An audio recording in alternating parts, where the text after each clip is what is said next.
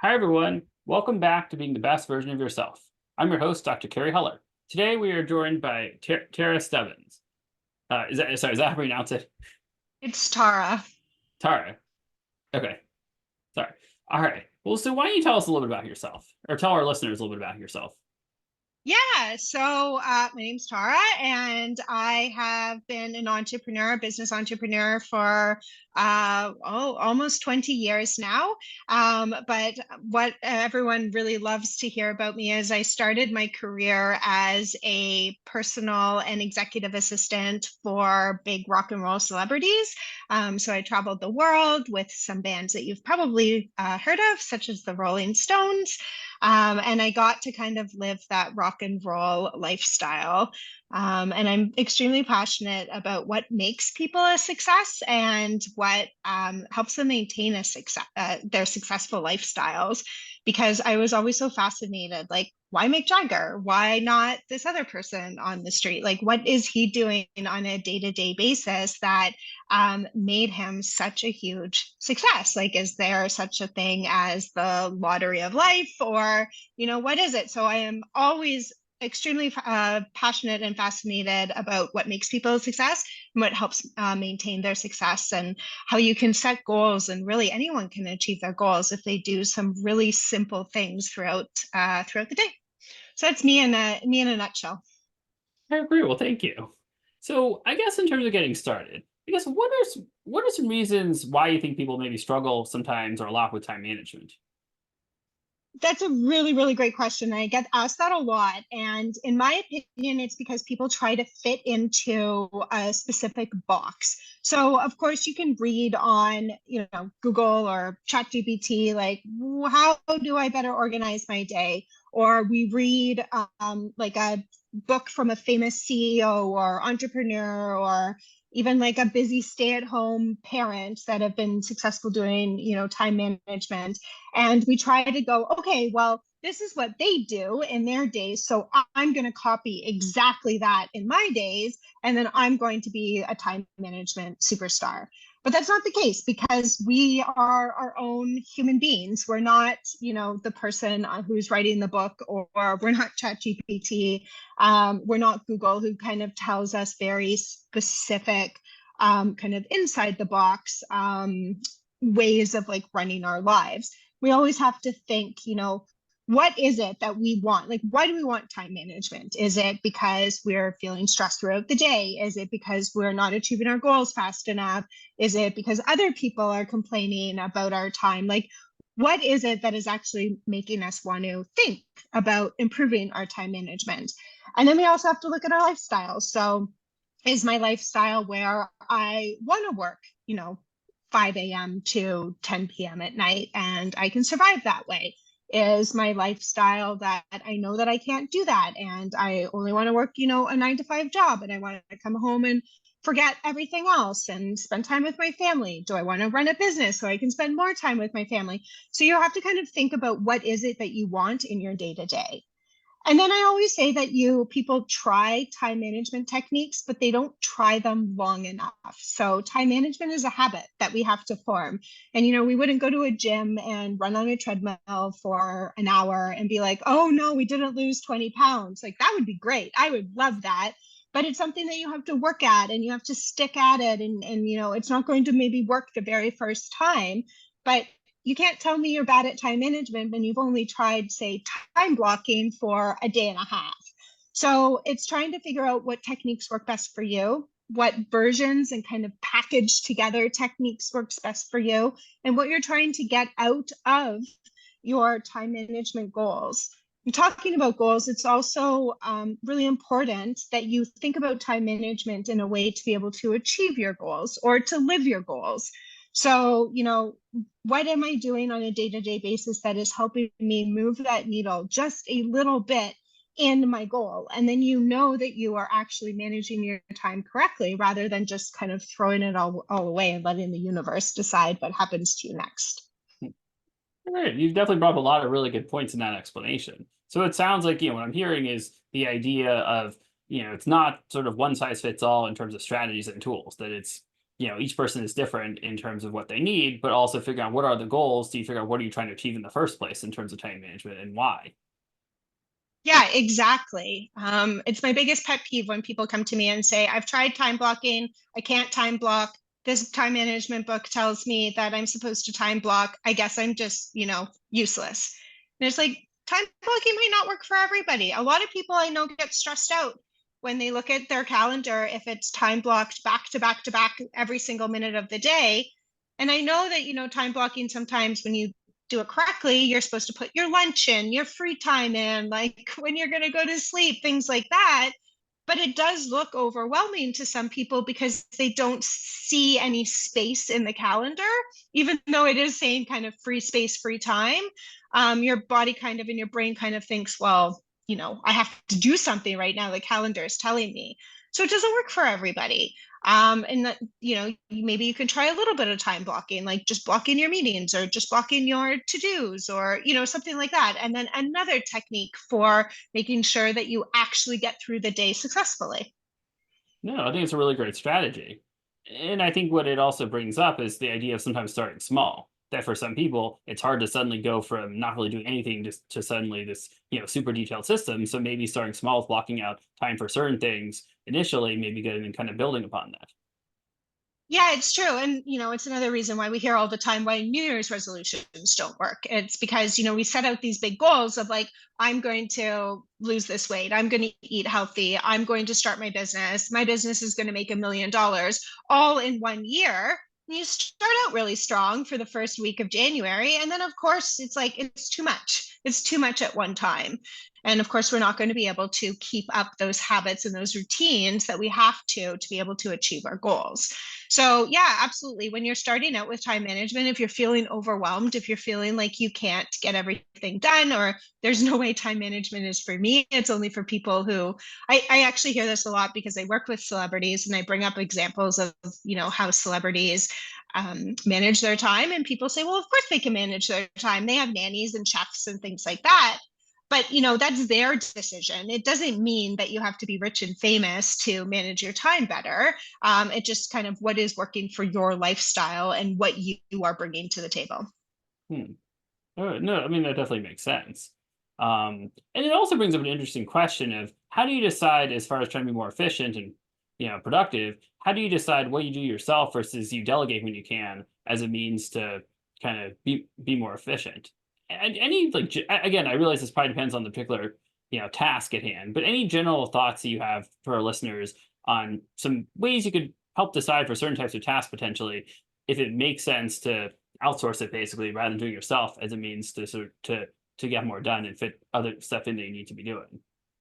Yeah, that's another great question. And I always tell people it's looking at your ROI, so your return on investment. So, how valuable is your time? Now, okay, maybe you don't work for yourself, but your time is still valuable of what you can bring to the table. So, and what your big goals are. So, even if you're retired or a stay-at-home mom or dad, or you're just not working at this time, maybe you're looking for a job and you can't justify, say, getting a house cleaner. But if you're looking for a job, you should be spending, from 9 a.m. to 5 p.m. trying to improve your chances of getting the job that you want to get. So whether it's, applying to a million different job applications, perfecting your interview skills, beefing up your resume, whatever it is, like you should really be focused on getting that job. And the ROI, in my opinion, is spending that time being able to get your dream job, your next job, even the job to make ends meet, whatever that is. That should be the biggest amount of your time. So maybe you don't have time to, clean your house once a week.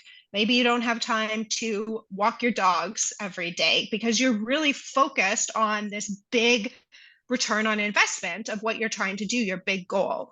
So that's when I say that's when you should look at actually asking for help. And asking for help doesn't necessarily mean having to pay for it. You can ask people in your community, you can ask family and friends, you can return favors, say, can you walk my dog every week while I focus on trying to get this new job, and I promise once I have it, I will make you dinner every week for, the next 2.5 months or whatever it is. So, you can barter, you can get creative. It doesn't have to be, I don't have $100 to pay a dog walker, I can't do this. Or it's like when you're running a business, what's the biggest ROI? Is it, going sifting through emails and doing administrative tasks, or is it out there selling? Obviously, it's out there selling. So whatever you can do to get those administrative tasks off your plate, best idea, best in return on your investment. No, that definitely is a good point. I think one of the things I think is going to be challenging in that is the idea of, there's sometimes there's a worry that, oh, this no one else could do it the same way I'm going to do it. So I feel like, why hire someone? Like, so how do you deal with Always. if someone sort of has, because I imagine it's probably not that uncommon of a thought. No, people always think that, or I can do it faster, or I can do it better. But in the long run, who cares? Sure, maybe you can do this thing better or faster, but does it need to be done in 2 hours, or can it be done in 3.5 hours? While you are focusing on that end goal. Sure, maybe a house cleaner isn't going to clean your house exactly, perfectly, exactly how you want, but I bet they're going to get it to 90%. And then you only have to do the extra 10% that would have, maybe taken you 3 hours to completely clean your house. Now it's only going to take you half an hour to kind of finish off the things that maybe the person didn't clean properly. So you kind of have to think like, okay, yeah, sure. In my head, I can do this better 1,000%. But again, what is the return on my investment? Is my time more valuable worrying that this person is taking longer or maybe not doing it perfectly? Or is my time better spent sending out those job applications, selling things for my business, creating proposals, whatever it is, where is my time better spent?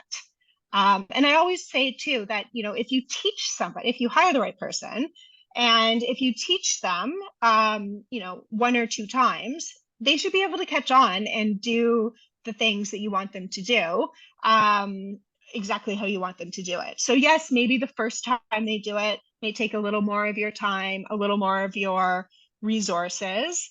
But in the long run, it's going to really help you save that time so you can concentrate on other things. Oh, great. And I guess, when we think about it from a business perspective, for people that run their own businesses, I imagine maybe a lot of people listening that are in that position. Like, what do you say to people when the idea is, they don't really sort of have the amount of tasks or the budget to pay someone for a full-time, admin type job? Like, I realize there are virtual assistants and other things, and I know there's some stuff that you do that I think probably fits in with that. So maybe you tell us a little bit about kind of your thoughts on that, and maybe even a little bit about sort of what you do, in terms of the kind of the intermediary. I think I'd seen on your website that it looks like you do some stuff kind of to sort of help in that kind of fill that void. Yeah, so I run a team of fractional executive assistants, and the fractional way of working is very popular in the startup world. So we hear a lot about fractional CMOs, CFOs, CTOs. There's even CEOs that I've heard of that are fractional. And it's because you can really get a great quality person, but you're not necessarily paying for that full-time salary of someone who has 10 plus years of experience.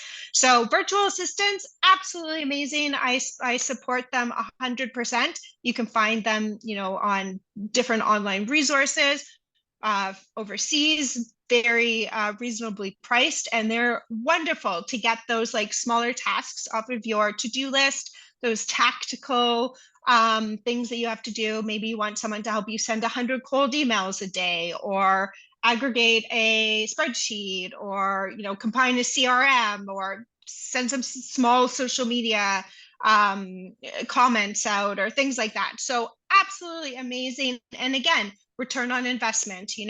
Maybe this $5 an hour person isn't exactly 100% how I can do it, but it's going to get these little tasks off my plate so I can concentrate on the bigger things of running my business. And then where a fractional kind of executive assistant comes into place, or fractional CMOs or CTOs that are charging a little bit more, it's because they have that strategic, proactive approach, and they've done it before. So they've run businesses, they've built different companies. They've kind of been in these situations. So you don't really have to worry about, are they doing it right? Are they doing it the fastest way possible? You kind of have that belief and understanding as if you were hiring a full-time person of your team, that they're going to be able to accomplish these tasks just as successfully as you can. And I think that's a really big thing for business owners to learn, is that you can only get so far doing everything yourself.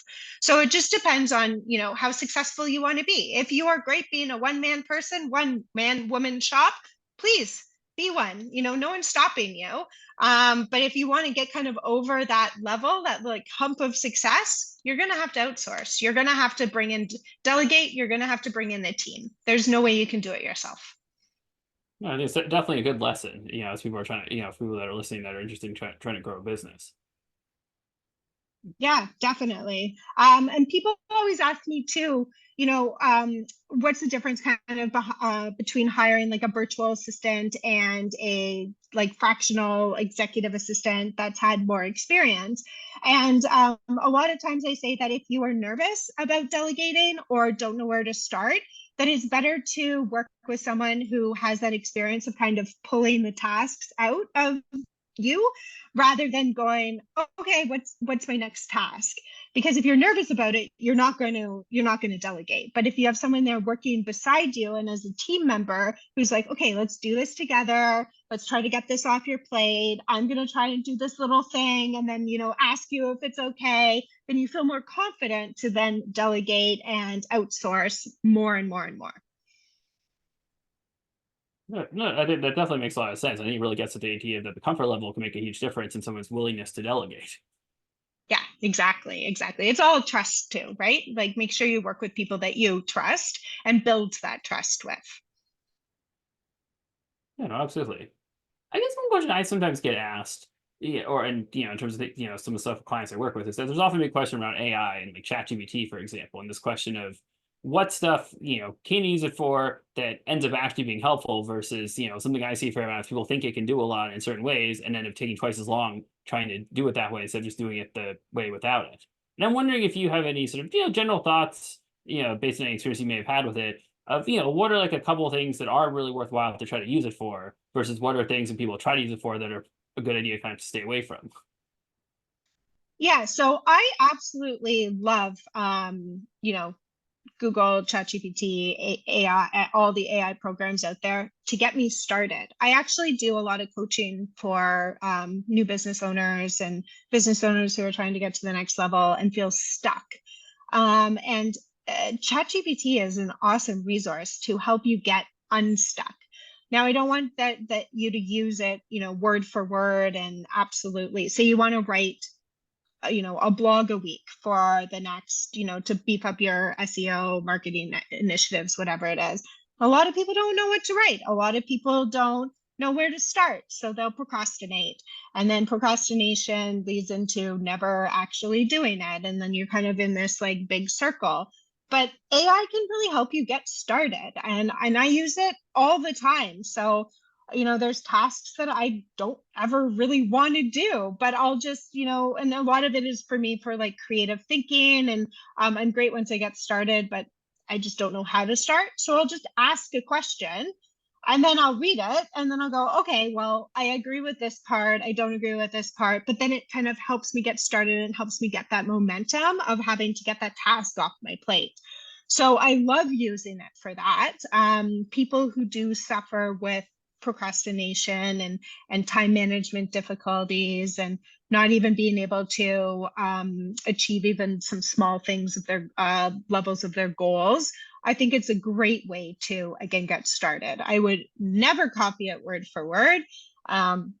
Obviously your own thoughts should be your own thoughts, but yeah, it's a really great way to kind of get started. And I also believe that it is, I think AI, people always ask if I'm worried because I run kind of an assistant business, if AI will ever kind of take over our roles. And I always bring up the fact that I remember when Amazon first started, people thought that that was the end of brick and mortar stores. They were like, Amazon's going to ruin all these small shops. Like, we're never going to go shopping again. But like, look at today, and Amazon's actually opening up their own brick and mortar stores. And it's because people still need a little bit of that human connection. And so, yeah, again, it goes back to, I think it's a great way to start, but I think a human always has to come in and kind of humanize it a little bit and add their own thoughts and approach to it, to the answers to it. No, I appreciate that response. It's definitely, I think, will be very helpful for a lot of people. And you had mentioned something in passing at the beginning about sort of using the different AIs like Google, and because I guess that also brings up the point that there's obviously more than one type of AI that or sort of platform that you can use. Do you have any thoughts on the Google one in terms of, because with that potentially, I realize you can connect it up to more instead of just here's a a prompt, but potentially it seems like at least it's marketed in a way where it'll kind of do more for you within the Google platform. I guess from your experiences, do you feel like that is accurate, or do you feel like that, like, do you feel like there, if you know what you're doing, that you can sort of get it to automate a lot of processes within, let's say like email and spreadsheets and things like that?